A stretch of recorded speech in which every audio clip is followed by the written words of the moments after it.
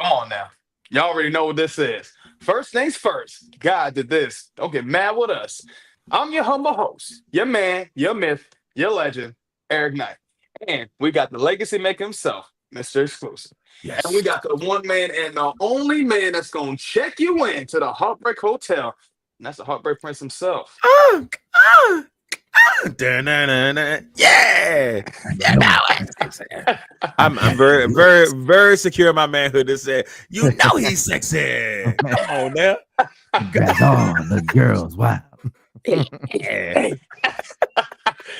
All right, y'all. Look, this week has been a little monumental, a little crazy, and a little bit surprising. So let's go ahead and kick it off with the 2 hours and 30 minutes of fire with Monday Night Raw, baby.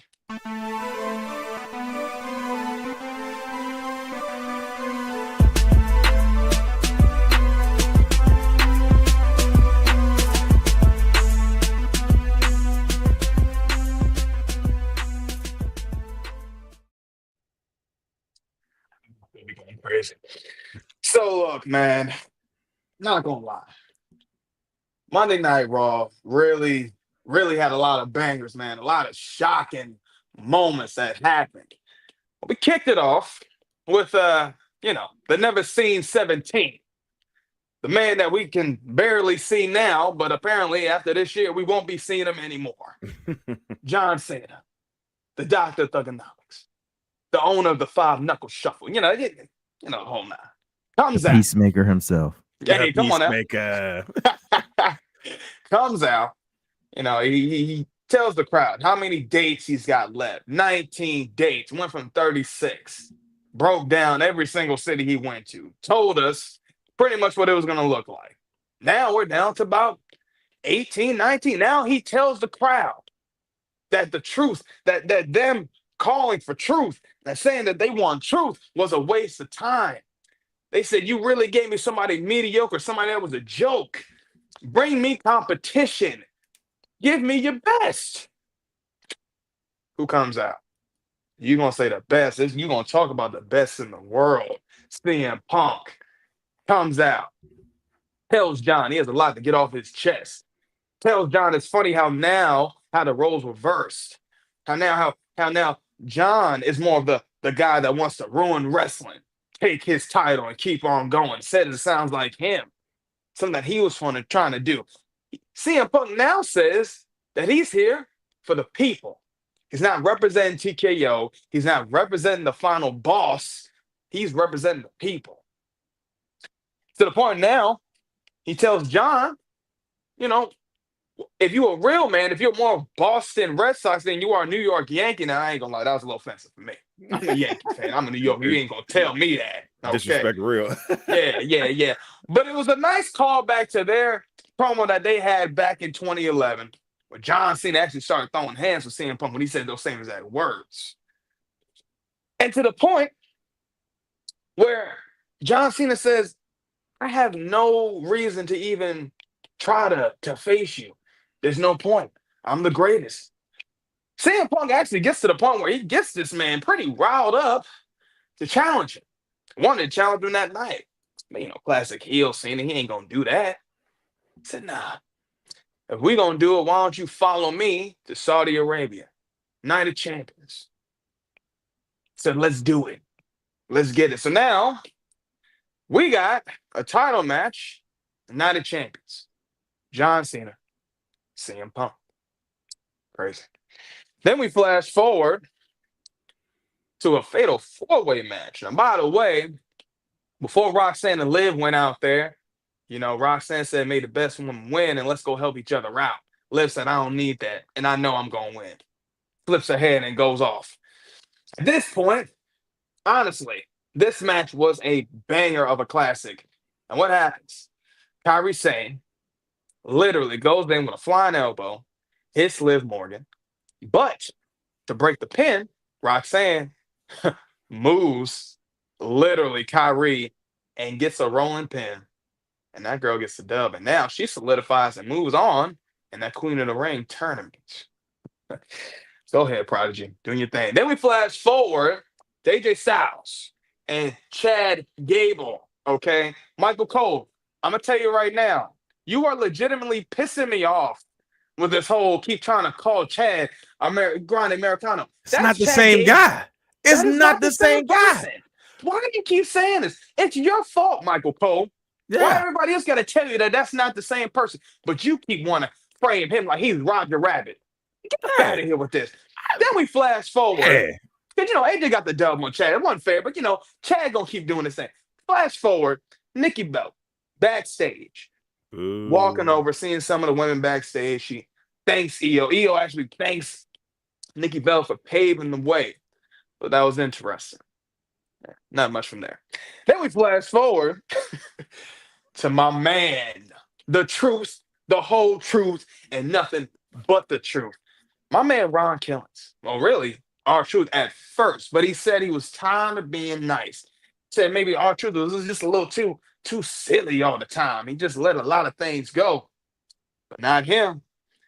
Not him. Because who's driving? Ron Killings. So this man legitimately cut his dreads clean off on live television, on live stream. Cut them off. It was time. I mean, the people was shocked. Made my jaw drop. Pause. And I said to myself, man, what is going on? Now I'm going to tell y'all right now, the joke is over. The games are done. Because Ron Killings, he killed that promo, walked out. And man, we going to see who's driving now. Then we, he looked like a serial killer in that picture. No, for real. Then we flash forward to the mind. Becky Lynch. Now she says the whole time, she talks about what happened with her and Money in the Bank, how she beat Lyra Valkyria, fair and square, which we know she did, grabbing the tights and all that good stuff. And she beat her fair and square. But because her arm was injured, because she was hurt, she asked politely, and this was comical to me. She asked politely for Lyra to put the belt around her waist, but she didn't want to do that. She begged, she pleaded, all this, that, and the third. And she asked, and she called out Lyra to come out. So Lyra starts to come out. Lyra's walking out. Slow walk out, by the way. Okay. Hella slow. Okay. Walks out. And who comes out from behind? Oh. Now, I ain't going to say we called it, but we definitely said something like this for Money in the Bank. But hey, they done beat us to the punch on this. Bailey comes back. Starts to beat the hell out of Becky. Becky gets out of dodge, runs off. Lyra looks confused and starts to actually throw Becky back in. Bailey tries to hit her with her finisher. Again, Becky runs off past the barricade, takes off running.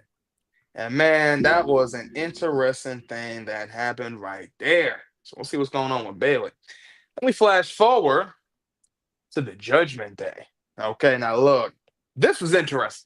So after Roxanne wins the fatal four-way, she comes back. Okay, Finn, open arms, with Roxanne congratulating her. He's telling everybody, dap her up. Then he goes up to Dom and say, yo, let her know, what you think. Dom said, I seen it. I seen the match. Congrats. But who comes in? And look at Fan, man. Man, Fan, boy.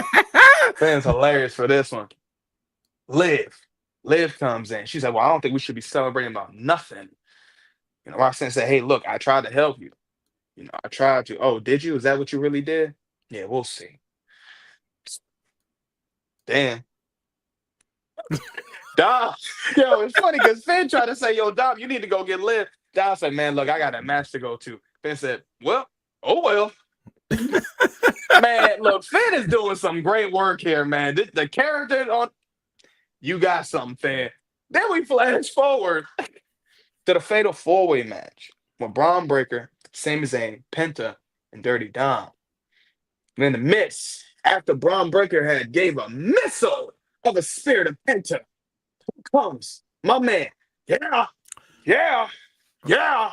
LA Knight. Look at the black guy pointing at LA Knight in the crowd with the Cena Oh yeah, shirt on. oh yeah, oh yeah. Oh, he was hyped. I Look watched who him. it is! Look who He was it hyped is! because he was hyped because he seen the spear, and then right after he looked over and seen LA Knight, was like, oh my god. I said, yeah, he's hyped. I like that. But LA Knight hits the BFT on Braun Breaker, and then Sami Zayn getting the dub on Dirty Dom, and now he's moving on to that King of the Ring turn. Then we flash forward to Nikki Bella coming out, talking about evolution, kind of like a promotion kind of thing. She comes out, says some stuff. But who comes out after that? Girl, Liv Morgan, man. Look, Liv came out pissed. And, you already know she's hot. Shorty done lost the fatal four-way match. Okay, she's already looking at Dirty Dom a little sus. She don't like Roxanne. Things that's going on with the Judgment Day is really kind of almost spiraling. Carlito ain't there. Liv's going through something. So she comes out, tells Nikki, pretty much, you named everybody else but me because you're jealous. She said, I got everything that you've had. And even, by the way, if I was in the same era as you, I'd have been doing the same thing. Running you over. Dog walking you pretty much. And she says, I have everything you don't have. A title. And then she also says, I also got a man. Nikki responds and says, you know what? Why don't we congratulate Roxanne Perez on that win and also on taking your man. Liv ain't like that. Liv ain't like that at all. She said, at least I'll be known as a one of the greatest of all time, but you'll always be known as a reality star diva. And then hits her with an oblivion. Crazy work. Crazy. Liv, keep doing what you're doing, girl. I ain't even mad at you. Then we flash forward. Man, I ain't gonna lie. To some people, this was sickening. To some people, they were happy. To some people, I mean, even if you ask Rikishi, he's pissed. Gunther dethroning Jey Uso, man. This was crazy. I didn't really expect it. To be honest, I thought he was going to retain and Seth maybe possibly cash in, but this has took a total turn. There's a few things that's come out about this. Gunther has retained. I mean, he's now the two-time World Heavyweight Champion. And then after Raw goes off the air, Jey Uso comes out. I mean, well, not even comes out, gets up, and he pretty much thanks everybody. Thanks everybody for the run. Thanks everybody for the journey, for the support. And this is the finish, right here. I ain't gonna lie, man. Raw had a lot of high hopes. But I ain't gonna lie, they killed me with that last one, man. I think few things I'm gonna talk about. I'm gonna let y'all go ahead and do your thing. Few things. Ron, hey man, look, you are the truth, the whole truth, and nothing but the damn truth. Look, I love everything you did, Truth. For real, man. Look, the jokes of any wrestler now, especially for R-Truth, that's done. It's done with. I like what he's been doing this week. I like what he's been doing on social media. I love how he came on Busted Open, told Bully to shut the hell up. Love that. Love that. I like how R-Truth is coming. Or should I say Ron Killings? Or they'll just say Ron R-Truth Killings. But we're calling him Ron. That's Ron. He killed this, man. He's over-delivering with this, and I like what they're doing with it. Next thing. To be honest, I really got to talk about this interference with LA Knight and how this really could play a part with Seth and LA Knight being in a major storyline. Okay, I wasn't 100% sure what they were going to do with LA Knight with Money in the Bank after losing. But then to see him hit the BFT on Braun Breaker, I said, oh, you picked one person out of all that is in a very important faction. This means something. Triple H, maybe you're not lying about this one when it comes to LA Knight. You said he's on the rise. Well, I'm hoping you mean by that. Because if you're going to put him up against Braun Breaker or Bronson Reed or Seth Rollins, You're putting him against that whole, what we would call the Vision. Okay, you better do something with him. That and we're gonna talk about this later in the promo that he cut on SmackDown. Come on, don't play with LA Knight. Yeah, yeah, you keep doing it. I'm gonna get a dummy button. I swear, I'm gonna get a dummy button. And every time y'all mess this up, dummy, yeah, dummy, yeah. Great stuff. Last thing, Gunther and Jay. Jay, I think I genuinely feel bad for my man Jay Uso, man. He never really got a full actual title defense on a legitimate PLE. And then the one legitimate PLE that he's in, you put him in a tag team match.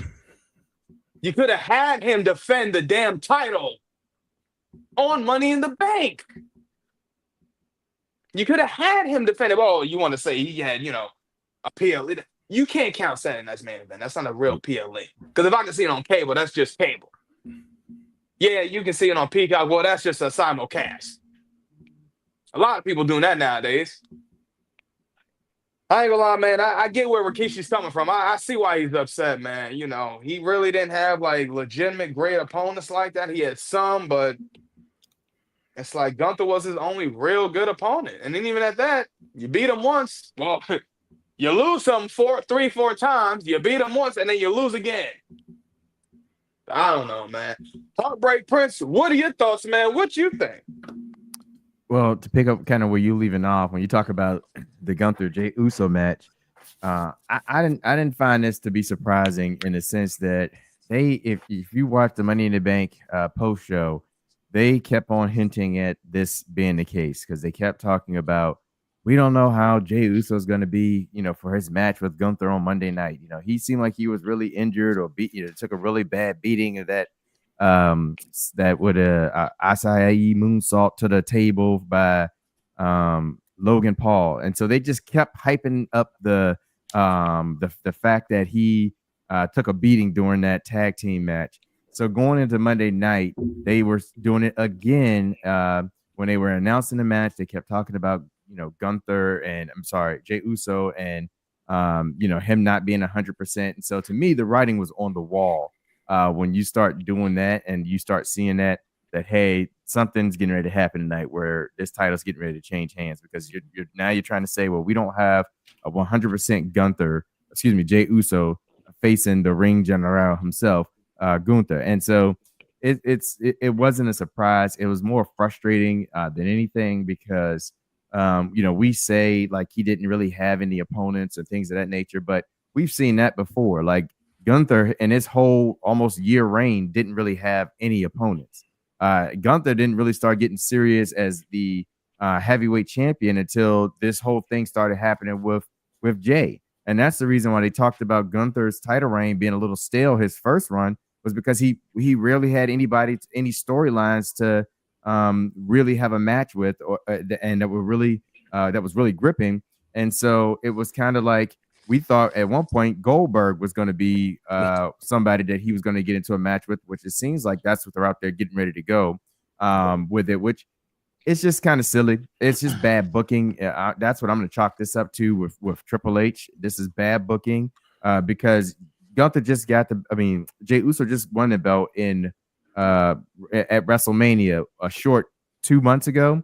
And then you didn't really give him any serious storylines and matches to put him in. And then, like you said, at a PLE event, instead of having him defend the title, he's in a tag team match and then he loses the next day. That's just terrible booking. I don't blame Jey Uso for that. I don't think it's anything that Jey Uso did per se.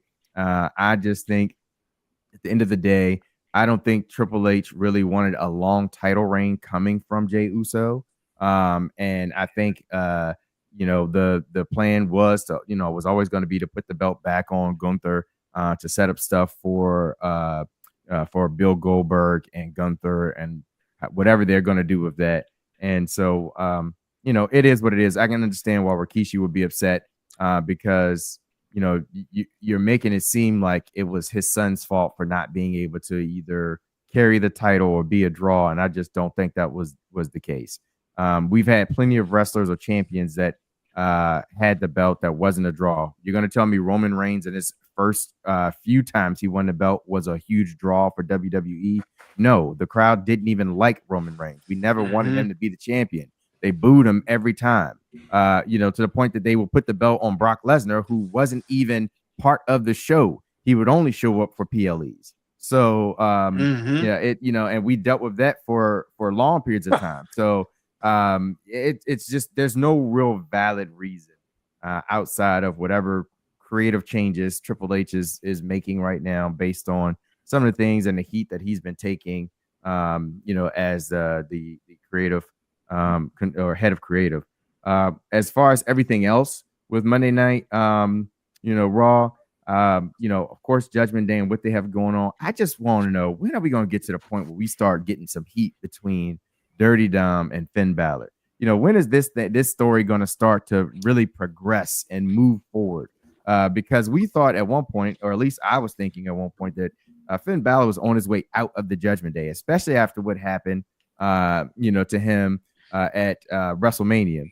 But now I don't know where we are. I don't know what they're doing with this. And there's no progression to where, like, you keep seeing Finn like look at the Intercontinental Championship like every so often, where it's like, he's looking for a way to kind of get it off of Dom, but there's no real progression towards that. And now they're kind of doing this whole thing with Roxanne and Liv and all of that type of stuff. I'd like to see this storyline really start to move forward, especially with Finn Balor, to find out what we're getting ready to do with Finn. And then lastly, before I turn it over to Mr. Exclusive, seeing the Bella Twins kind of, Nikki, come back, it's cool, because I know we have Evolution coming up, and I don't know if this is going to be something where, she's back for, a period of time, or she's just coming back for just, the storyline coming in for Evolution. But it was cool kind of seeing her back, seeing the story that they're getting ready to put together with Liv Morgan, and how they kind of jumped right into a story with that. And so that's going to be another good one to kind of see what they do with that. It's also kind of refreshing just seeing any of the Bella Twins back on WWE, because when I started coming back into wrestling, it was kind of at the tail end of their professional run. And so seeing them back now with the current talent that WWE has in the women's division is going to be a treat. Yeah. That I don't know. I feel a little bit different about Nikki. I'll put it like this. Nikki Bella, look, when she was cooking, she was cooking. I mean, longest reigning diva champion of all time, even though they barely recognized the belt like they, used to, but it was a world championship, and she held it for well over a year. It was either really close to a year or over a year, one of the two, but she was really good. And during that time frame, and she was very critical in the development of this women's division. She was that tweener piece that get to the division to where it is right now. The Eve Torres of the world, all of those wrestlers. Jesus. I love me some Eve Torres. Like they don't even talk about Eve Torres, which is crazy to me. I don't know why. Crazy work. I'll let that fly. But her, the Michelle McCool's, they were the tweener generation between Trish and all them getting to where we are now with the women's Evolution. And look, Evolution pay-per-view is probably going to be a really good pay-per-view. I'm very excited about it. I hate the fact that they're putting it up against All In. Not smart. It should be its own thing. If you got to move it to Sunday, move it to Sunday. You still have time. There's no need to take the women away from what could be great on a solo night where they can be the sole focus. Excuse me. So why take that away from them? And then all like y'all talked about beautifully on Nighttime, which I talked about beautifully on Nighttime. We're talking about AEW cooking right now. They're cooking right now. I can't believe I'm saying those words out of my mouth. I don't think I would have said that a year ago. But they're actually they're doing great things right now. And I think that's a lot to do with Christopher Daniels. I'm just gonna throw a shout out to him. But I just, but that's where I think they're messing up on. Now I'm back to, after the little rant, back to just saying, like, I'm not I don't hate Nikki Bella, but I don't think that's a long-term thing. Maybe she comes in, maybe she's in a Trish role where she's doing some things here and there. Keep it at that Evolution and stuff, and don't bring her back full time. I know she got alimony to pay, but that's, a whole nother thing. Stop beating on your ex-husband. That's a whole bunch of other stuff. Crazy work. But it was just crazy work. But I am intrigued to see where they go with it. Some other things that went down. The Intercontinental title picture. We a couple months ago we probably wouldn't have said that this title reign is trash. Now that we have our second Intercontinental champion, and as much as I do not like Becky on the mic, and I close my ears every time she starts to speak, she is a great wrestler in the ring, so I won't take that away from her. But I love now that they have brought Bayley back in the mix to try to come in there and get her revenge for being attacked. Now, there was a part where they showed Lyra, and she looked kind of shocked that Bayley had returned. And it wasn't like a shock, like, oh my God, you're back. It's almost like, oh my God, she's back. Like she was nervous. What are you nervous about, Lyra? What are you nervous about? Because that's the look that she gave. And even when she backed up to Becky, Becky didn't look scared. I mean, obviously, she made a little face or whatever, but it wasn't. There was a different vibe to it. So y'all watch that, because I think this is going to be a run where we can see a great rivalry between the two of the four horsewomen really elevate the Intercontinental Championship, with Lyra kind of growing along the way. So kudos to that. I can't believe I'm saying those things. The Judgment Day has been the Judgment Day. I agree with you 100%. HB Prince, they have to get this storyline moving along. What is happening here? You're going to have Finn go out and make something happen here. And what the group has really become, if you ask me, is more of a way to develop the women in the group. Because Liv has been there, and she was there. When Rhea was there, Rhea was the one. Now they bring in Roxanne Perez, and guess what? Roxanne Perez is feeling the fruits of her labor. Let me not forget Raquel, because she is a tag team champion. But the women in the group are the ones that are thriving. Now, Dom just started thriving, but before all of that, that just wasn't the case. Finn was tag team champions, but it didn't have a good feel to it. Heck, when Damian was a champ, it's like, okay, he's champ, but I'm not feeling it. Yeah. The women in the group have been killing it. So please push that along. Let's see what happens there. And I think the last thing, and I will talk about, two things. One, Truth, thank you for cutting your hair, brother. I appreciate you dearly. I said it a couple weeks ago. It was time to go, and now the truth is out the door, and the killings is here. So I'm excited about that. Last, Jey Uso. I want to piggyback off you guys here.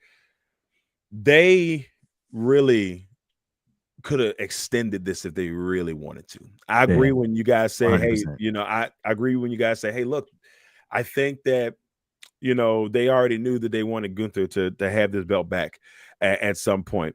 I think it became really just a WrestleMania run. They knew that this would bring a lot of fans in. You got your top merchant seller. Why not give him the belt? Give him an opportunity to see if they like him as champion. They could have pushed this at least to SummerSlam. I didn't expect him to have the belt long. I thought that they would at least try to help him to keep him in the main event status, and your main event Jey Uso, but keep him in the main event status. What I don't like from this, don't like that they put him in a tag team match. If they're going to lose the belt, have him lose the Gunther at Money in the Bank. And I love Raw, but don't have him make it that way. Now there was some times that I got friends of mine that were like, man, they got to take the title off him right now. And most of it because it was his promos. Promos weren't the best. Yeah. And we all know if you're going to be champ, you got to be able to talk. If he had Jimmy's, swag, I don't think we having this problem right now. He may still be the champion. I think that's part of the reason that he's no longer the champion. There's a part of me that said just there on that.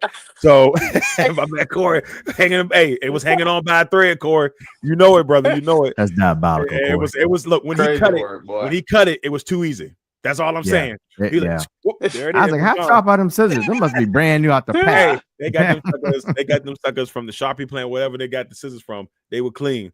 And then just the last thing I'll say about it is, obviously this was the plan from the get-go, because they're too quick to push the New Day, talking all this trash about how Jay lost his title, and they're already trying to build this tag team feud low-key with the Usos and the Usos and the New Day, which I'm down for, because we already know this We've is one of the seen classics. this is one of the greatest rivalries of all time. So the mic work is going to be great on both sides. The in-ring wrestling is going to be great on both sides. I just hate that Big Jim never got his U.S. title reign that was supposed to happen, or U.S. title picture run that never happened. So his singles match career doesn't even look like it's going to really take off the way we would hope to at least have seen it happen. So that's my piece. I'm sorry, y'all. I talked a little bit long. Your boy ain't been on in a minute, No, so, we appreciate it, Mr. Exclusive. No, but but you brought up some good points, and I also agree, because Corey kind of said it too, and I think you hinted it as well.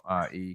Well, is the fact that what it felt like now, or what it feels like now, is that they really just monetized the Jey Uso hype just through WrestleMania, and then pretty much they never really had plans to give him an actual run as champion.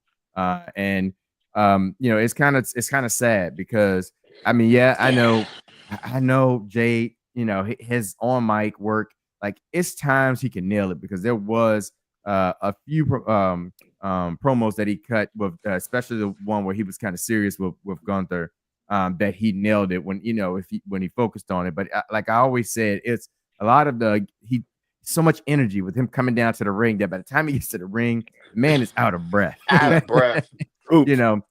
so that's why I kept saying, no, and he's just trying to put a thought together. Yeah, and that's what's crazy, because I had seen one of his when he was coming out, when he was just like the main event, and he was just walking from backstage just to the ring. I said, man, you had all your breath there, bro. Like, and it was like, I said, man, I felt more of an aura from him when he was walking, from the stage, and they was following him up. And I said, man, like, the crowd was still hyped, still yeeting it up. And I said, man, I just wonder what would have been the difference if he would have just stayed from going through the stage instead of trying to go through the freaking crowd and all that stuff. And I don't know, man. It's a whole lot of stuff, man. But I just feel. And then I got a question. I mean, and then the question I have about the whole Gunther and Goldberg, and Corey's, and Corey's. I like what Corey said. He said Goldberg. Made me laugh. Is a title necessary? Like, do we really believe Goldberg in his last match is gonna win or beat Gunther and carry the title? Like, is it necessary for Gunther to say, I'm putting the title on the line versus the reason why, and I was watching something recently, and I wish I could remember, but talking about the reason why it's been so long about with Goldberg and Gunther, and they haven't had anything going on, is because Goldberg, as he's trying to get back into shape for to enter the ring, has been suffering injuries, so has been pushing it back. So at 58 years old, do you think, like, I need to see Gunther with a title on the line against a 58-year-old man that we know obviously is not going to win this match? Like, you could have just had a Gunther Goldberg retirement match, and I still think you would get the same draw, because I'm not gonna shell out any extra cash to see Gunther versus Goldberg. And no, get out of here. Yeah, and I told people that before. I don't want to see Goldberg. I don't. To be honest, some people might say I'm a bitter man for saying it. I haven't liked Goldberg since probably, I'm lying. I'm not going to say, I'm going to say since Bret Hart. But because for me, when I was like growing up, man, I did like Goldberg. I like what he did, when he was killing it, going up against Triple H, The Rock. Okay, cool. He was actually giving us matches. But it wasn't until I think that match with him and Taker, I was like, I think I'm about done with this man. Yeah, man. And then when I kind of just seen more stuff with him and Bret, I said, I'm definitely done with Goldberg at this point. Like, I do not care at all. Take him out. Get him out of here. We don't need Goldberg anymore. Like, and that might have been like a call from Saudi, because that's where United Champions is happening at. But even if that's the case, you didn't need to put the title on the line. If that's the whole case, like, what are we doing? Yeah, like, and I don't have a problem with Jey Uso losing the title. It could have just been done in a like I said, some type of PLE, it could have been a better time to do it. And I just don't think they got the booking right here on this one in particular. And so I don't know. Or we at this point we could have had a new person take over as champion. It didn't have to go back to Gunther. But it's like they probably weren't prepared. And so the safest bet is to just give the title back to Gunther. Yeah, I thought that the way GG. I think the way they kind of just like the way they set Jay up could have been done better. I just feel like you got to have at least one solid storyline in your title reign, not the previous one. Like when before you had the belt, obviously Gunther was there. The fact that Gunther didn't get another title shot afterwards, this was done on purpose. I think they just didn't want, because in most cases the champion usually beats the guy again, right? So I don't think they wanted that right away. So that's why we got what we got, the Logan Paul match, which was decent. It wasn't phenomenal, but it was a decent match. We get this tag team match, but no real storyline for him. I think that's the part that I see from it. Because I'll be honest with you, I felt like, yes, Jey Uso on a popularity front could be a world champion. That I think his ability in the ring could be world champion. Like, no, he's probably more of an intercontinental champion than more than anything. That's the way I felt about it. So him being the world champion wants to see if you like it, if you like the way it's flowing. I understand that. I could see that, but there was just something. There's still ways you can do it.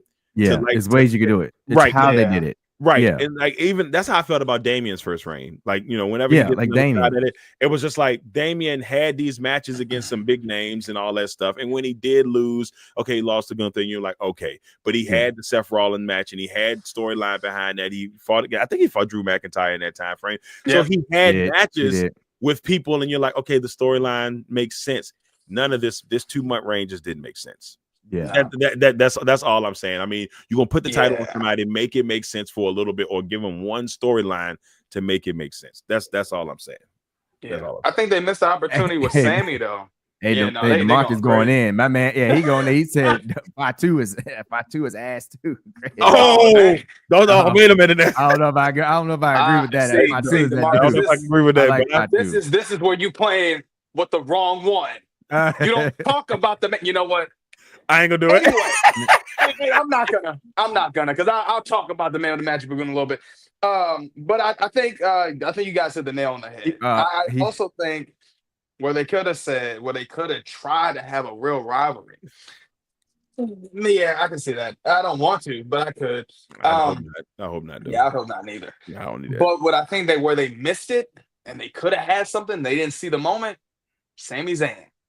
That moment, that Raw after Mania, when he was looking down, the crowd really thought he was about to do it. That should have been the one. Yeah, and they had that. The story was already there. Like, again, hey, said this before. I'm gonna say this again. Y'all missing seize the moments, because whoever has the pen is the one that drops the ball. Yeah, I mean, because you think about it, it was set up beautifully, because even if it, like, let's say that he got past Gunther, Sammy could have been the next reign, because just the way Sammy looked at him, for that split second, you thought, oh, wait a minute. Because even at that moment, I'm like, oh, is this going to be something that's kind of developing? It would have made sense. They had history. They had. You could have turned Sammy, and people would have been like, all right, cool. It was time. But nope, they let it would have made sense. Why? Because Karrion Kross has been talking to Sammy. Exactly. Never mind. You know what? We talked enough about some of the stuff we've seen on Raw. Now it's legitimately people out here really don't like Fatu. What is happening? Yeah. Y'all can go ahead and keep saying that bull if you want to. You ain't gonna be talking about the man with the magic boot, the big right now. I think he's the only one. Solo coming back, so I ain't gonna say that, because I'm gonna say right now, Fatu is the main one of the only ones cooking. But Solo coming back. He got some. But we'll get to that. I'm sorry. No, you good. But we talked about some of the questionable and great things that happened on Monday Night Raw. Now it's time to talk about my man Sean hooking it up with NXT.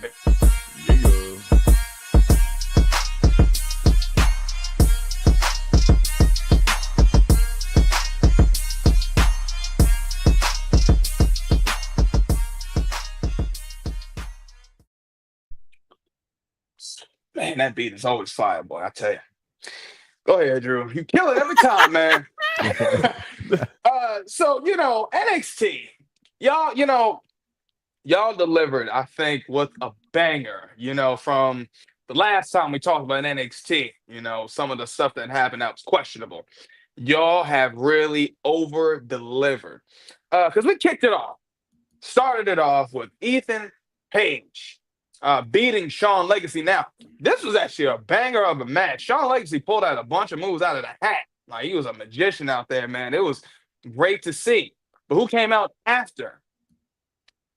Come on, man. That man, Ricky Saints, came out. Couldn't even talk. The man still got the scars or whatever on his neck. Beating the hell out of Ethan Page. Ethan Page runs off. Ricky's looking strong. And hopefully we'll see what happens when Ricky comes back. Then we flash forward to my girl Lash, man. Lash Legends. Facing up Ren St. Clair. And what was crazy, my girl Lonnie was on commentary. Now, this is good. This is good. Why? Because Lonnie and Lash have been having this little thing going on for a while now. You know, when Stephanie Valkyrie was walking down, when they were showing her with the chant, you know, they showed Kalani standing there. Lash pushes, you know, Kalani out the way. The week after that, okay, when Kalani comes out and they're talking to, you know, to JC Jane, who comes out and interrupts Kalani, Lash Legends. Okay, now when Lash has a match with Ren St. Clair, who's out there? My girl Lonnie on commentary. Says she knows what it's like to have a title, knows what the pressure's like. I said, man, they're doing some of this. But Lash gets the dub on Ren St. Clair. And we're going to be seeing Lash and Lonnie going up against each other next week. See how that goes. Then we flash forward to good old JC Jane, man. Look, JC Jane beating Laney Reed and honestly looked good. Great match. Okay, she was talking her ish after the fact. You know what I'm saying? Looking good. Look like a champ. Look like, come on. You can't be mad at this. Looks like a champ. Is it who me? Comes out? I ain't mean to interrupt, Eric, but is it me? But does Jason Jane kind of look like Tessa Blanchard a little bit, like they second cousins or something? Okay, I'm just throwing it out there. Okay, no. I used to say the same thing. I'm not even joking. I used to say the same thing, and I do agree. They do have similarities on the face. I was just like, wait a minute, because I was like, there's something there. It's the head, it's the chin, it's a lot. They might be related. Who knows? They cousins. I don't care. Yeah, I think they're related. I don't even put it past them. But who comes out? The Pebble. Ava, man, look, she comes out. She said, well, Jason, if you feel so good, I'm going to start putting some matches together. Now, all of a sudden, who comes out? A lot of the women, man. A lot of these women that we have seen in that seen the division. Okay. Because we're seeing Lola Vice, Thea Hale. We're seeing a couple other women that came and popped out. Okay. And wasn't even just that. We're seeing Lash come back out again after she just beat Ren St. Clair. Okay. Zarya was out there. Okay. Then Izzy Dan, and also part that they didn't show, which I wasn't surprised, but they had Jordan Grace, and also they had my girl Jada Polka. Okay, I don't know why I ain't put the camera on that. How do you not put the camera on Miss Polka? Anyway, now there's going to be a bunch of matches, and whoever wins these matches is going to be facing JC Jane later on. So we're going to see how that goes. Then we fast forward to the Don, man. I ain't gonna lie, this man can't catch a break to save his life. You know, the Don and Luca had a match against High Rise, Tyson and Tyree. Okay. Now, Stacks tries to come out, tries to attack the Don. Luca grabs a little tire iron or whatever. Walking slow. I'm not gonna lie, I really thought he was about to turn on the Don too. But of course, timingly, the Don turns around. And it's just looking bad, man. And the Don can't trust nobody at this point. But what happens? Tyson and Tyree, they catch the Don slipping. They get the dub. Man, it's just another L for the Don, bro. I don't know. The man can't catch a break. Then we flash forward. Come on. That's Trick. Look, how many names I got to say? Hollywood Trick. He's better than TNA. He's better than WWE. He's bigger. He's better. This man is first class Trick. Two brand Trick. Hollywood Trick. Two brand Trick. Trick. Willie Walk. Man, look. This man cut such a fire promo. Okay. Saying how, you know, he loved the light skinned brothers that he with. I said, man, this is crazy. You talking about AJ and nothing. I said, what? I said, Trick. I said, you funny for this one, man. But I love what Trick is doing, man. And honestly, they call him first class Trick. They call him Hollywood Trick. And man, look, every promo this man is having, he's getting better by the week. It was good because you can hear Booker T. At one point, Booker T even react. He's like, oh yeah. I say, man, come on. Trick, do what you doing, bro. Then we flash forward to the glamour. Okay, Mariah May, but now we know her as Blake Monroe. Okay, now I like what they did. They played it like it was like, Bewitched. And they played her story pretty well. So we're gonna see how that goes with her. And they had vignettes. Okay, vignettes. We need to keep doing these again. This for her was great. I'm excited to see what they're gonna do with her. Then we flash forward to the main event. We should have seen this coming. It's the ruler. Stop playing with Obafemi like he wasn't gonna do this already. The Jasper Troy, the chain man. I'm sick of you, Jasper, already off rip. Jasper Troy. Jasper Troy. What kind of name is Jasper? Sound like Blank Man. Jasper Troy. Last time, because this is just how it was for him. This is the finish right here. Okay. This is my thing with Jasper Troy.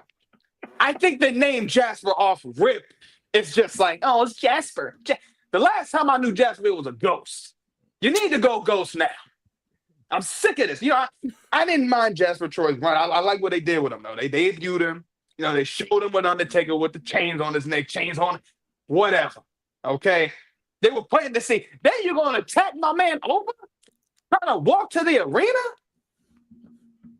Come on, man. Criminal, what you tried to do to the ruler. Ridiculous. But hey, for that to be one of your, to be that new, you pulled off a hell of a match, Jasper. Yeah, I said all that, this, that, and the third, but hey, man, much respect. You killed it out there, man. Good stuff. But again, you ain't gonna do that against the ruler. So I'll let that one go. Next thing, Trick. Hey, Trick. I am so proud of you, bro. Standing ovation. I mean, even though I'm sitting down. Bro, you killed this. That's crazy how they said that. You killed this. Okay? You came in. They called you first class Trick. They called you Trick and Nate. They called you Two Brand Trick. They called you Hollywood Trick. I said, yo, with these moniker names. I love it. Hey, you've earned every single bit of it. Sean, you're cooked up. Heartbreak Prince, what are your thoughts, man? What you think? I'm sorry. DeMarcus got me crying in these tennis chat rooms. Hey, DeMarcus going in. Hey, shout out to Corey and DeMarcus. We appreciate y'all being in here and commenting. Hey, DeMarcus going in. DeMarcus got me in tears, man. Yeah. Hey, look, this is the one right here. This is the one.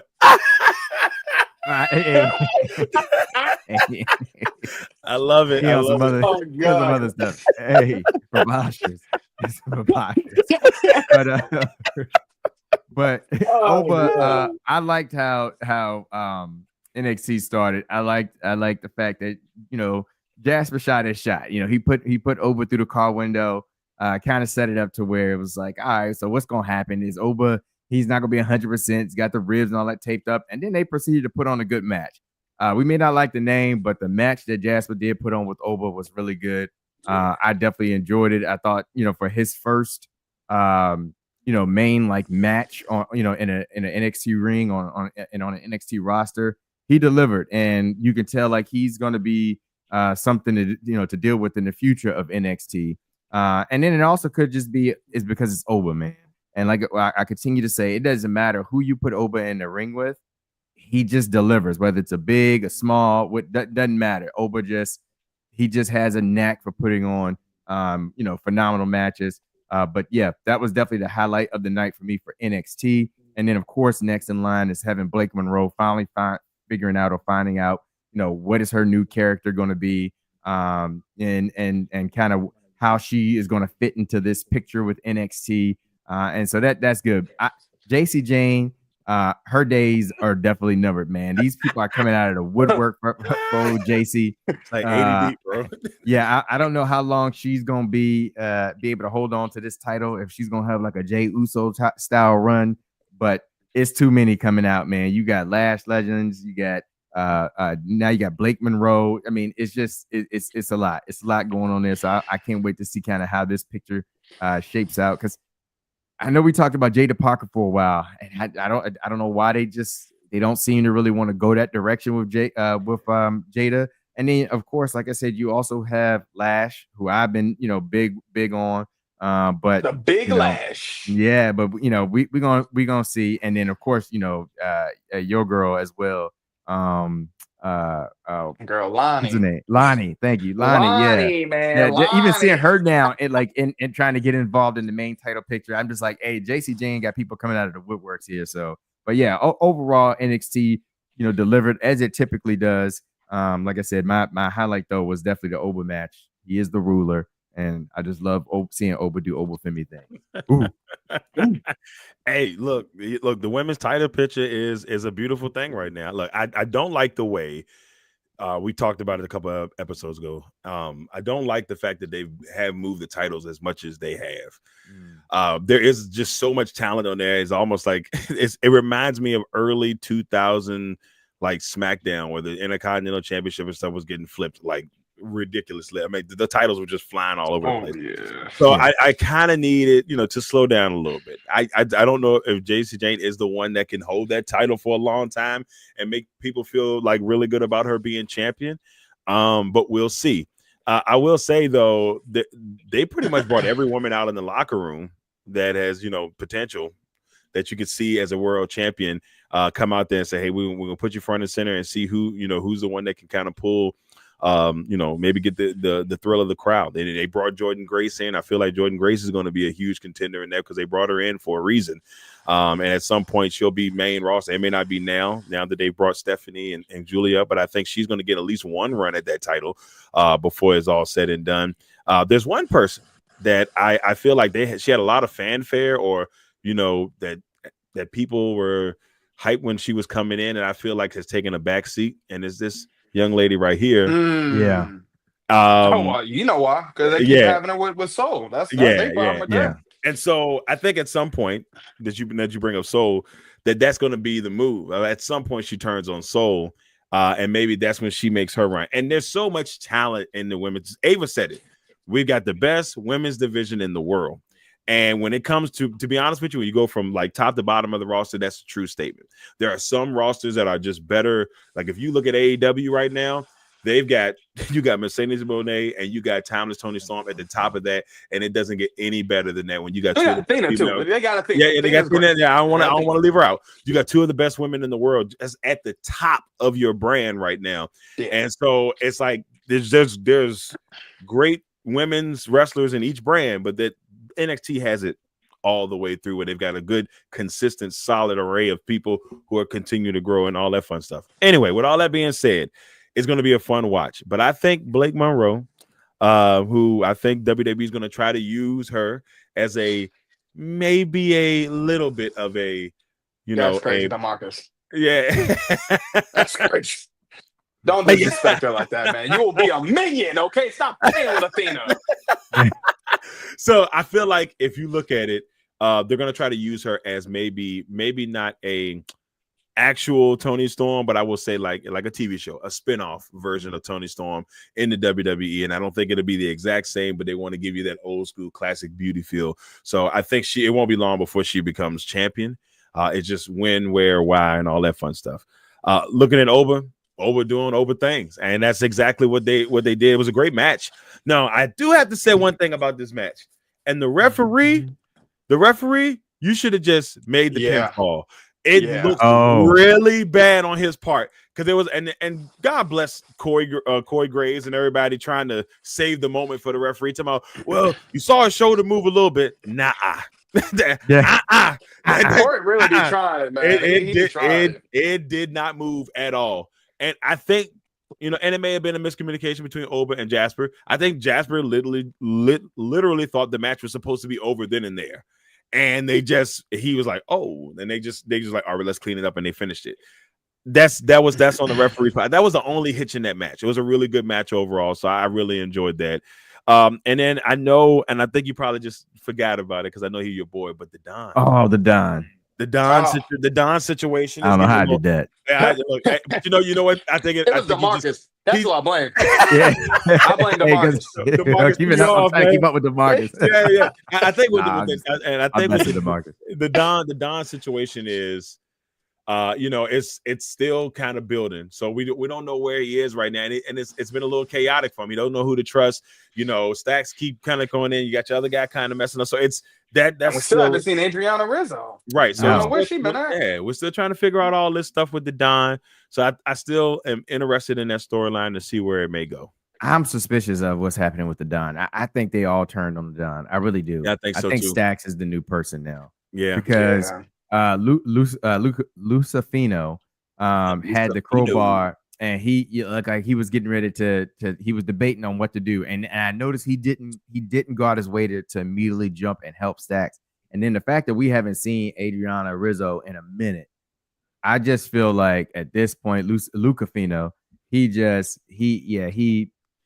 I think they all. DeMarcus, you got to chill, bro. Let me just tell you, okay?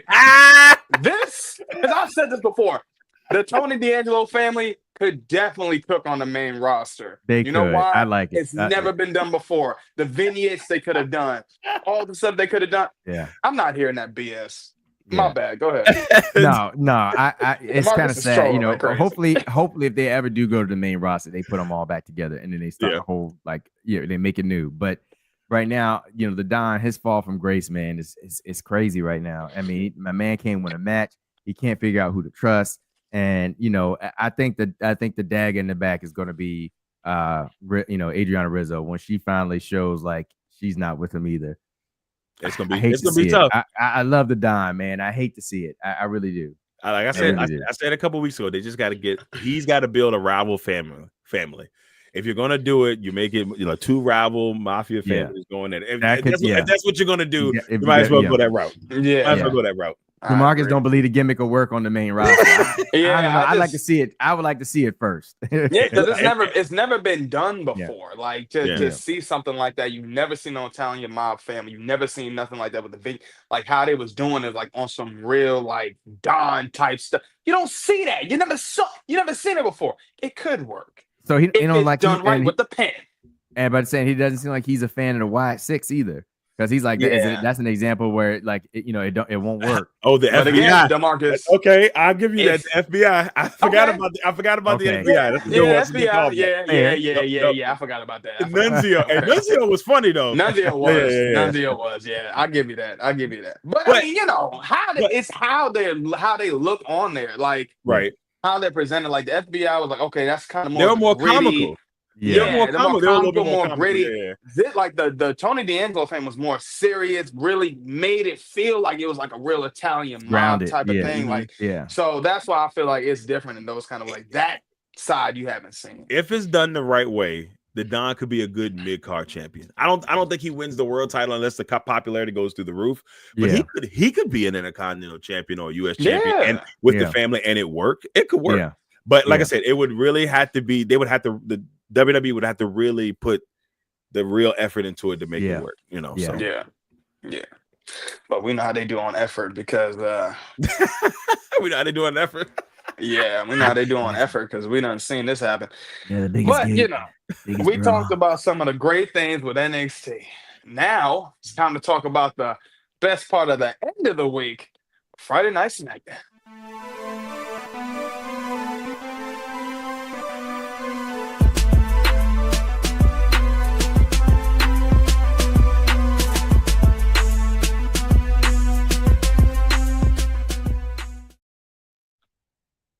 Come on, man. Every beat is fire. So, SmackDown. We had a few great things that happened on SmackDown. Okay. One of my favorite things I'm going to talk about, since y'all don't want to say nothing great about that, man, but we're going to talk about it after we break down this show. Because we kicked it off, again, with Cena coming out. Okay, Cena comes out. Talks his ish, says how, again, breaking down the dates again. And then Cody comes out. And then Randy's coming. I'm like, yo, what is going on here? Randy tells Cody he loves him like a brother, but he will go through anybody to get number 15. He even told John he knew he had him beat. He knew he had him won. He said, but if it wasn't for the interference or the hero to come in, this would be a whole different story. I don't mean to laugh. That picture, the shirt in the back of John Cena as the Chinese emperor bad boy got me in tears. Hey, yo, that's crazy work. Hey, yo, shout out to that fan. They Shout had out that to thing that up fan. there the whole night, bro. But then who comes out? Man, yeah. My man L.A. Knight comes out. He on a promo. He said, if I gotta kill a Viper, if I gotta kill a Nightmare, if I gotta kill a genius, because John Cena tried to call himself a genius. He tried to even say that he knew everything that he was doing was perfectly planned. That he waited his 6 months, and he knew that Cody was gonna be the right one to be the opponent. Man, John, stop it with this BS. LA Knight declared he was going to be the one to take out and take that title. Then we flash forward after that, because who comes out when John Cena leaves out the ring? That man, Ron Killings. Okay, sorry for beating the hell out of John Cena. Boy, they got to break him off. And then John Cena gets pissed. Okay. Then we flash forward to the Fatal 4-Way match with Randy, LA Knight, Carmelo Hayes, and Aleister Black. And honestly, this is very interesting, and this is good for LA Knight. You have now involved him in this feud with the Vision, which we would call it. But I thought it was interesting. After Bronson pulls LA Knight off, of course, you know, the Missile Man himself, Braun Breaker, literally hits LA Knight with a spear. And what I thought was interesting, after that, Melo and Braun looked at each other. That smile, and I said man. to myself, hold up, what's this? Now, I'm not going to lie. Do I think this could have been a missed opportunity if Melo is not the final member? Yes. Because you could have revealed it right then and there. This was something I thought, oh, shoot, this might be Melo's time. I think Melo about to be the one. And I thought Melo was going to win it. But no, that did not happen.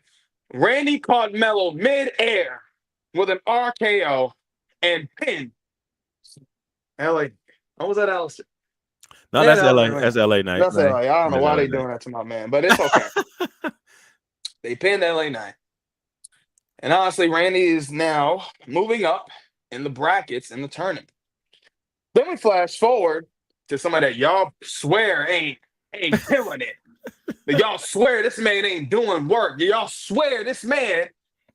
And I just really feel like y'all don't like Samoans no more at this point. I don't know. I'm not even Samoan, but I'm just offended for the Samoan culture at this point. But my man Jacob Fatu really had the crowd in the palm of his hand. Said to City. City goes crazy. He says, you know, Solo tried to take all the credit for what I did. He tried to, you know, say all this other stuff. Tried to, you know, say that he wasn't all gas, no brakes with it. Solo says, I grabbed you from Sacramento when you was nothing, when you had nothing. Tell me, he said, I brought you into this world and I'm going to take you out. Hey, shout out. You know, he really pulled a Bill Cosby line. I thought that was crazy. Ain't Bill Cosby people that know about that. That's an old Cosby show line. Yeah, man, that's a classic. That's a classic. Okay, and whatever y'all want to say about my man Bill Cosby, that's cool. But the show is still a classic, and that line was a classic. And it was so good. He told Jacob, he said, "Look, I'm gonna come back next week with open arms and welcome you back in, and I want to hear these 4 words: I love you so." And honestly, Jacob looked a little confused, looked a little puzzled, looked a little bewildered, looked a little perplexed. Just after hearing that, see what happens. Then we flash forward to, come on, Miss Caution in the Bank. Now, I'm not gonna lie, WWE, y'all pissing me off with this. I told y'all what to do to get your money up with this. First of all, what I thought was interesting, Money in the Bank, I don't know if y'all people, the briefcase had the Cash App logo on there. When I looked at it again, there was no Cash App logo on there anymore. I don't know what that was about. Sting, why didn't y'all put the caution tape around the briefcase? They still got time, Eric. Let's keep our fingers crossed. Look at y'all missing out on money here, man. This is crazy. Anyway, Naomi killed it. She says, you know, Y'all look stupid. You're telling the crowd, y'all look dumb. Y'all must have thought somebody else was gonna win it. But look who's winning. Look who's on top now. Look who has it. I told y'all I wasn't taking scraps. And she says that Tiffy time is coming close to an end. Who comes out? Tiffy time herself. Tells Naomi, why don't you cash it in now? Why don't you go ahead and cash it in now? Let me say, what do you think? I'm stupid? I'm not dumb. I'm going to wait till I know it's the right time. And when it's the perfect time, and I'm going to cash it in on you. Man, this look on her face is just very sadistic. But then, I got a lot of who thoughts. comes Stay out? quiet. Who comes out? Nia Jax attacks Tiffy time to the point where Naomi almost wanted to cash it in. Nia said, no, not now. She's mine. Naomi walks off. But then what happens? We see a fatal four-way match with Jade, Meechin, Piper, and Nia. And Jade getting the dub and now is moving on to be Queen of the Ring. Oh, man, that is crazy, Marcus. You are insane, sir. It's diabolical. Then we flash forward. I don't know if we can put that one up. That one's crazy. Yeah, this is diabolical.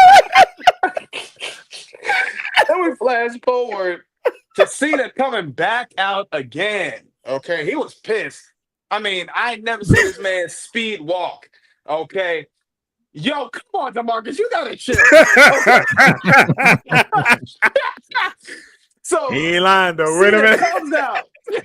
Cena comes out.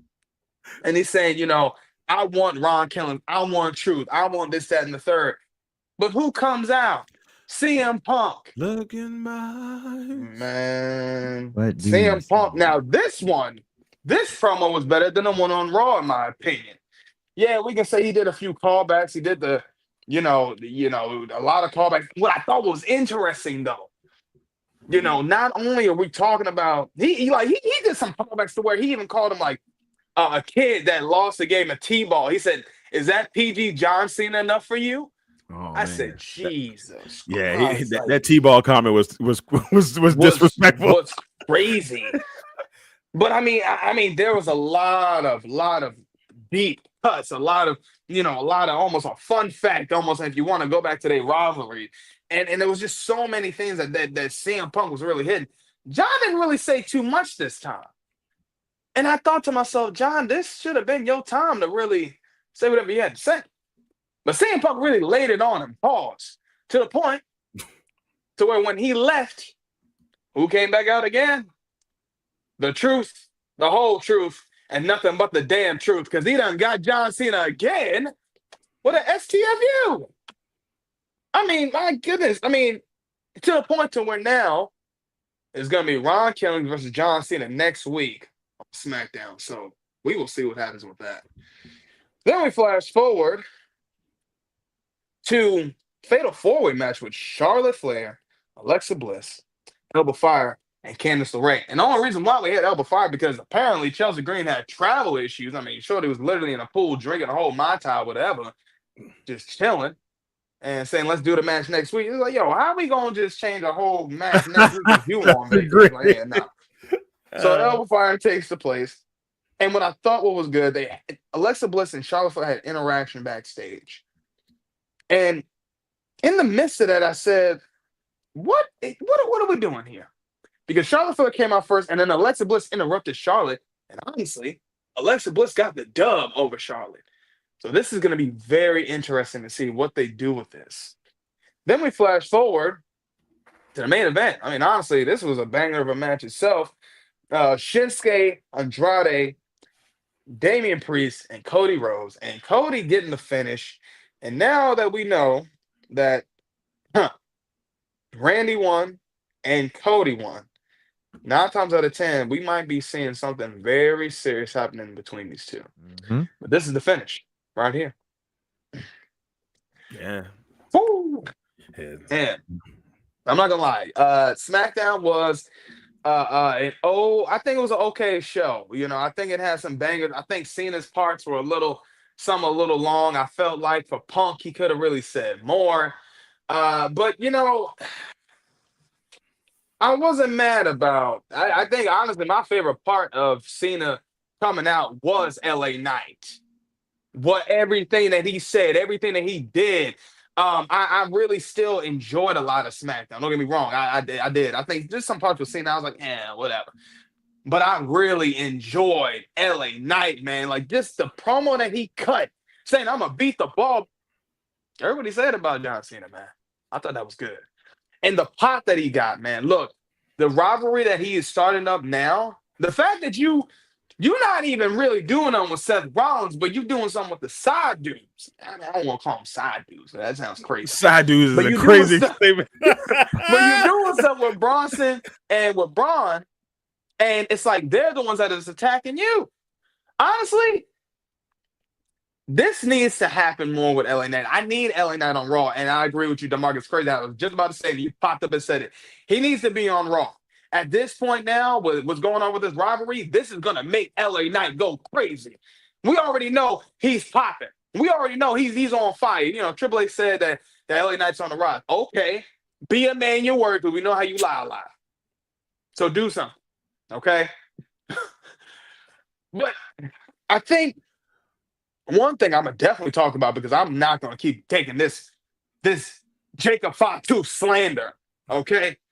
First things first, this man came out, okay? Before he even came out, the backstage promo, the people pop for him, okay? Then when he comes out, addresses the crowd goes crazy. And, you know, it's not like he's just saying a few of his lines. Nah, he told his story. Didn't slip up, didn't mess up. Sounded good, sounded strong. Liked everything he did, everything he said. And he even just brought him to full motion. And again, he said it's going to be me against the world. By the way, that's another LA reference. Tupac's album. Come on. Me against the world, baby. Me against the world. Come on. Not the high note. Not the high note. Classic. This man is giving y'all LA terms just on a regular basis. I'm not even I'm from New York, but I like what he's doing. He's bringing the culture into wrestling. That's what you need. And he's doing it. And if y'all don't like that, I don't care. Because we need more of that in wrestling. We need stuff that's not cookie cutter. We need more stuff that's showing more of a difference. This is an ex-convict, man, that is literally killing it. How y'all get mad at that? The man was in jail before, turned his life around, and now look what he's doing. Killing it. What the shit? Great Chris, what are your thoughts, man? What you think? Hell, piss me off, DeMarcus. You piss me off, DeMarcus. DeMarcus got me in tears, man. It's great. Hey, Marcus is being diabolical right now. No, I mean, it's an 09 Snooki. But look, I only got one thing that I'm going to say about this, and it's more of a question than anything. And you know, the more I kind of see John Cena, I'm just wondering, like, okay, so how does this end? We down to 18 days, which to me kind of lines up perfectly with him probably losing somewhere around SummerSlam. Mm-hmm. But who's the person? Is it LA Knight? Is it CM Punk? Ron Killington hopped in here now. Like I don't know. Like Randy Orton, can't forget about him. Like Cody Rhodes. Like where is this going? Like how is this picture going to shape out? Do they know? Do they have a plan for the finish? Who's going to be the one that kind of takes down John Cena for the title? I don't know if this John Cena heel turn or heel run, as we've been saying for a while, has been like everything it kind of was hyped up to be. It's been mid, if that. But I seeing Ron Killings come out like yesterday and do his attacks on John, and seeing the crowd pop, how crazy they were going for that. I don't know if that changes things and puts the idea into creative's head where Ron Killing is the one to dethrone John Cena, but you have something there. Then with CM Punk, we know at some point we would assume that CM Punk is going to obtain the championship. At least that's what we would think, right? And so how does he factor into this? And then when Randy Orton talks about the 15-time, being the 15-time title holder, that's another thing, and it's a lot right now going on with this. And I don't know where the story is going. I really don't. And I don't know if John will ever really be able to ruin wrestling. You know, what he's been trying to do, just it's not working. But that's my question to y'all. Like, where do y'all see this going?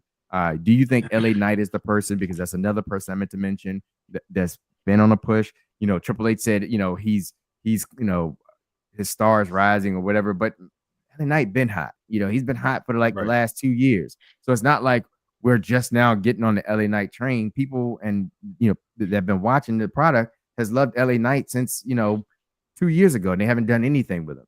So I don't know. I just got more questions than anything when it comes to the title picture and SmackDown. I think it has to be a person.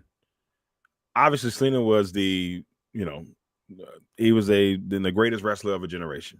You know what I'm saying? So I feel like, you know, he was the man of the company, you know, and so with Roman kind of still being there, most people still would see Roman as the guy that's the, you know, the guy that's the head of the company at the current time, even though he's not there.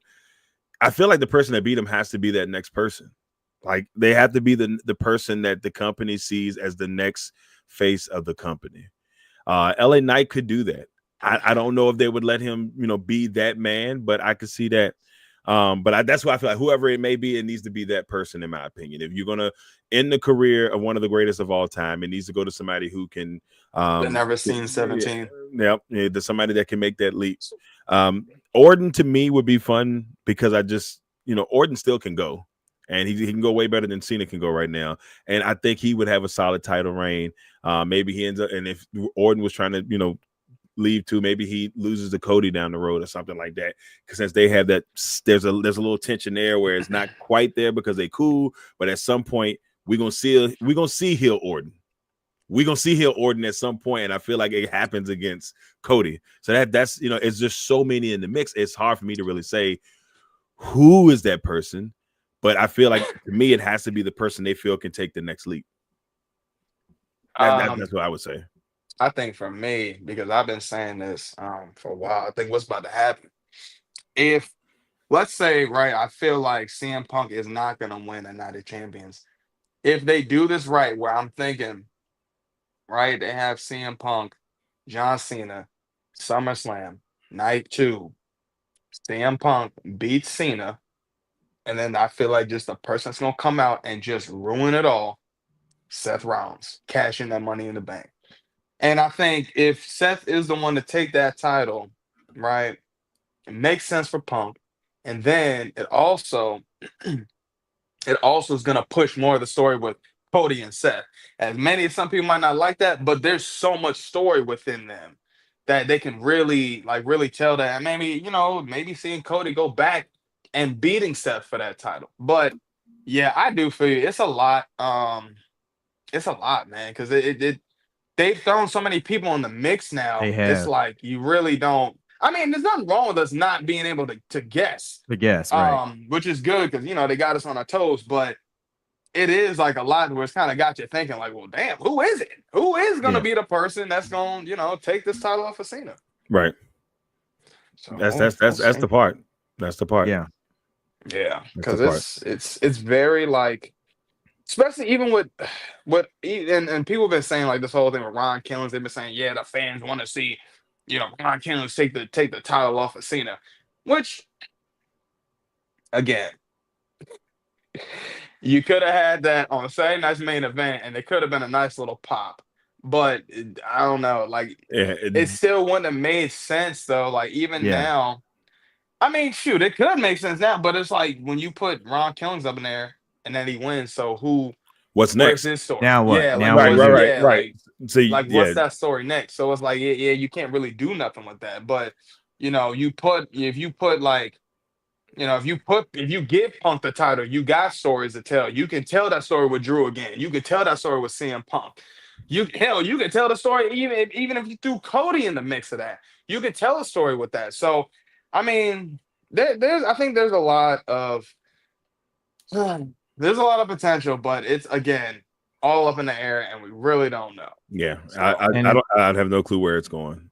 I mean, I like the idea of Seth cashing in and kind of, but that means he'd be going over to SmackDown, which it's cool. It's fine. I'm fine with that. Because you can have something with Seth and Roman Reigns if he ever decides to, come back into the picture too. Now that Seth will be over there with the blue brand or whatever. Because we know we got Gunther right now, and I don't know if the cash in on Gunther would be as huge by Seth. I think if you're gonna make a pop, it's got to be a cash in on like Cena. So that would work. But I don't know. Like I said, I just the more I see these segments every week, and the more people that keep entering the fray, I'm just like, I don't know where this is going. Like I don't know what you do with this at this point. I agree with you. I mean, there's a couple people like that could take the title, but like that's why I say whoever it is has to be set to hold the title for a while, and they have to be somebody who can carry the company or on the verge of being that next person. Because, like I said, Seth could do it. Don't get me wrong, Seth could do it, but I feel like it has to be the next guy up. That you can have, because you got to have at least a couple people in there. If you think that person is Cody, then you go heel Cody or whatever way you want to do it. It has to be something like that. I think the problem with this reign, and I wanted to say this when you first brought it up, but the problem with Cena's reign is he's not doing enough heelish stuff. The thing is, he's coming out and he's just talking about how people don't like him and all that stuff. Where's the attacks? Yeah. Where's the blindsiding people? Hit somebody with a crowbar, man. Like get a kendo stick, tap somebody upside. Where's the chair? Like, you're hitting people with the belt during the match. That's not heel enough. I need Cena to be ruthless. Aggression. And he kind of showed that that's what we need. When he had that backstage segment where I wish they would have put the audio on, but when he was yelling at Nick Aldis, turned the hat back, people was like, oh, that looks like the Dr. Thugonomics right there. Right. And I said, yeah, but we didn't hear anything, so that means nothing. You can't ruin wrestling if you're not heelish enough. I need to be like, yo, this dude could legitly, like, example, when Punk left, when he threatened and he took the title from Cena, I legitly thought for a minute, hey, man, this man might go off with the belt and be gone, even though I knew that probably wasn't going to be the case. But I was like, yo, I felt every bit of that heel, I wouldn't call it heel run, but the way he did it, it sold me on what he was saying.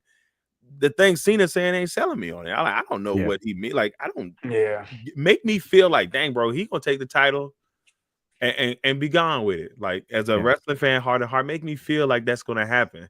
I mean, obviously we know it ain't going to go, but make me feel that way. Give me that feeling. So, and and one other quick thing real quick before we wrap.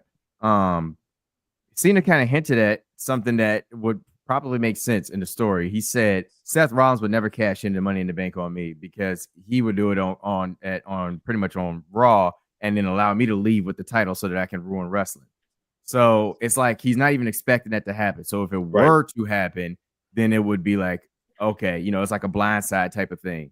But that could have just been a little break from there about like kind of a future plan. I don't know, but he did mention that, which I thought like, what was the purpose of that? But and then I even think even if Seth does cashing in on Cena, then I think you can still have LA Knight be that contender. I think you can still, because they're slowly building that story. So again, LA Knight could really do it, bro. Like it's I'm not gonna say it's criminal, but it almost is where you got guys like Karrion Kross, you got guys like LA Knight that are getting these huge pop reactions, and you could really let them be the next generation of your superstars. Yeah. And you're not utilizing them right.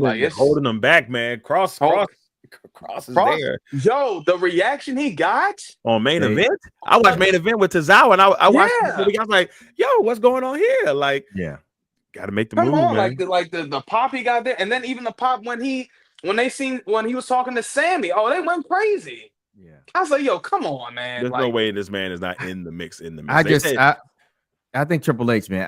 I just don't think Karrion Kross is a Triple H. Like, well, I see, and that's the thing. I would have thought that too, but he's the one that brought him back twice. Like, what I'm saying? Like, he was pushing Kross in the beginning, and then he gave him a little push this time, and then he just kind of soured on him. But now that we're getting the Kross that everybody wants, now he don't want to push him. And I'm like, this don't make sense. It don't make sense. This is the Kross.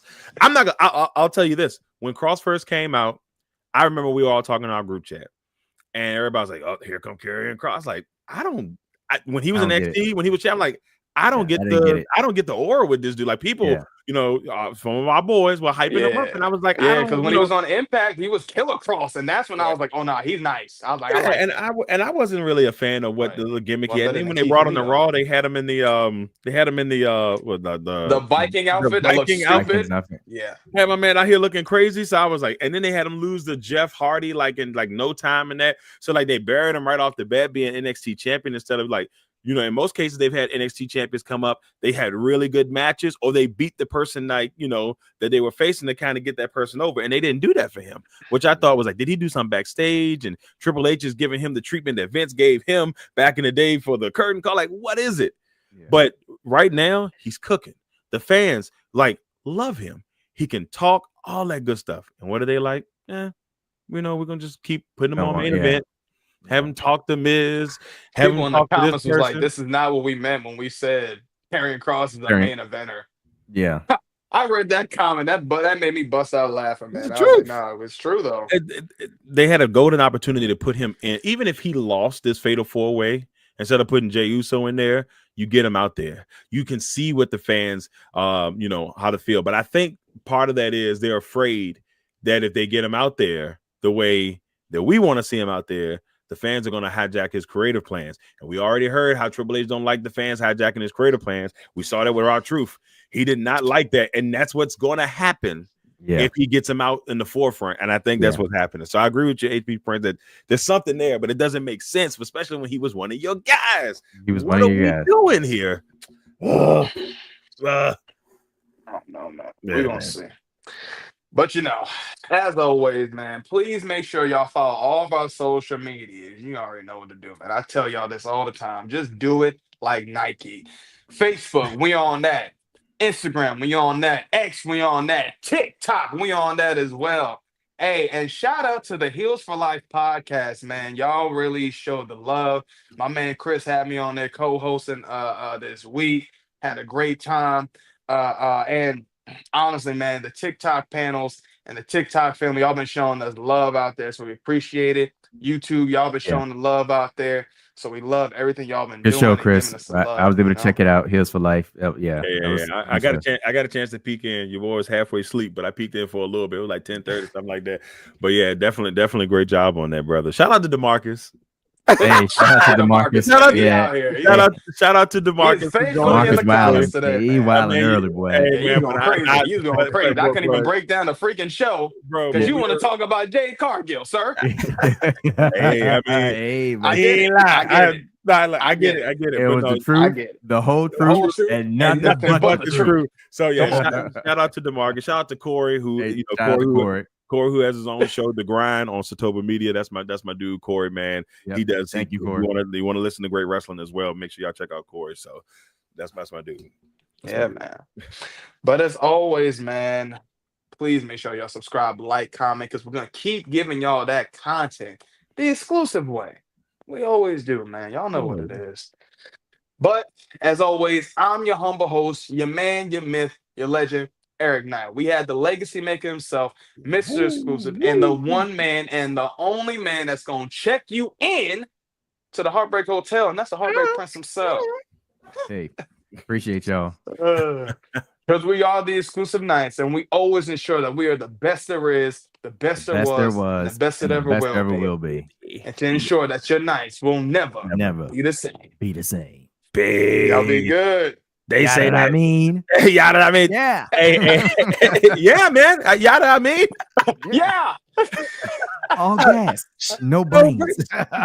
Shout out to